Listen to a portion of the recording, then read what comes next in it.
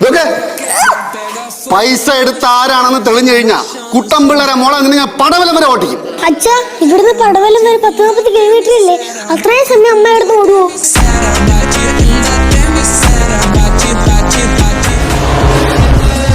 അങ്ങനെ വിട്ടാ പറ്റൂല കേട്ടാ.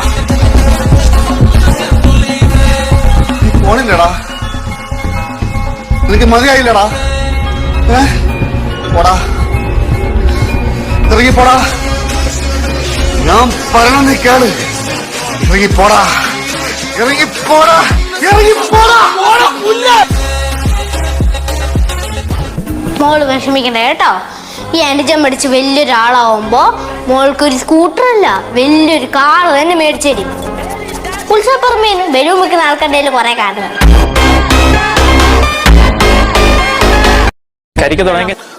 താറമുട്ട ഉണ്ടോ? മയിലിന്റെ മുട്ടയുണ്ട്. പതുക്കെ പറയടി. നീ കളിക്ക് പറയും, അവള് കേൾക്കും, പിന്നെ അവള് സീരിയസ് ആയിട്ട് എടുക്കും. എന്നാ ശരി. നീ നേരത്തെ പറഞ്ഞില്ലേ മയിലിന്റെ മുട്ട ഉണ്ടെന്ന് പറയില്ലേ? അതെടുത്ത് വന്ന് നിന്റെ അച്ഛൻ കുട്ടമ്പളായി കുറിച്ചോ.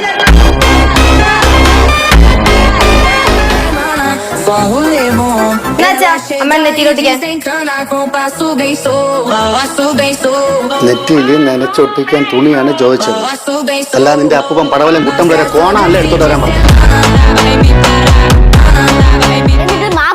പടവലം കുടുംബത്തോട് മൊത്തം മാപ്പ് പറയണോ അതാ കുട്ടൂസിന്റെ ടാഗിനടുത്ത് മാപ്പ് പറഞ്ഞാൽ മതിയാ? കളിയാക്കല്ലേ അച്ഛൻ, എന്തൊക്കെ പറഞ്ഞാലും ഇന്നലെ കാണിച്ചത് ഭയങ്കര വലിയ തെറ്റ് തന്നെ. ഞാൻ വല്ലതും വിളിച്ചു പറയും. ചേട്ടാ നെല്ലിപ്പല ചവിട്ടി നിൽക്കണം ഞാൻ. എന്തോന്ന്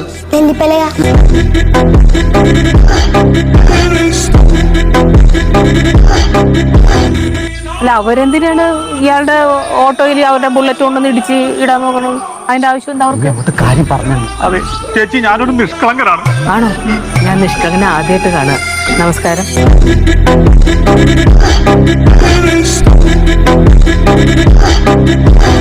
പേരുണ്ടേ, നമുക്ക് കിങ്ങിണി ഇട്ടാലോ? ആഹാ, നല്ല കിടുക്കം പേര്, കിങ്ങിണി. കിങ്ങിണി നാട്ടിൽ കിടക്കണ ഓരോ സാധനമൊക്കെ പിടിച്ചോണ്ട് വരും അച്ഛനും മക്കളും കൂടെ. അതിന്റെ പേര് കണ്ടുപിടിക്കില്ല ജോലി. നാളെ ഒരു ആട് വന്നപ്പോ എന്താ പേരെന്താണ്? കിണിക്കുട്ടനാ? അല്ല, സ്ത്രീകുട്ടൻ. ശരിയല്ല. ഈ തലയെടുത്ത് കറി വെക്കോ അല്ലേ? ഇല്ല, ഈ തലയെടുത്ത് ഇവിടെ ഷോക്കേസിൽ. ആ, കഴിക്കണ്ട ഉപ്പില്ലെങ്കിൽ. തിന്നാണ്ടില്ലേ ഒരു കൂസലും ഇല്ലാണ്ട്. മക്കളെ കൂസലോടെ കഴിക്കും.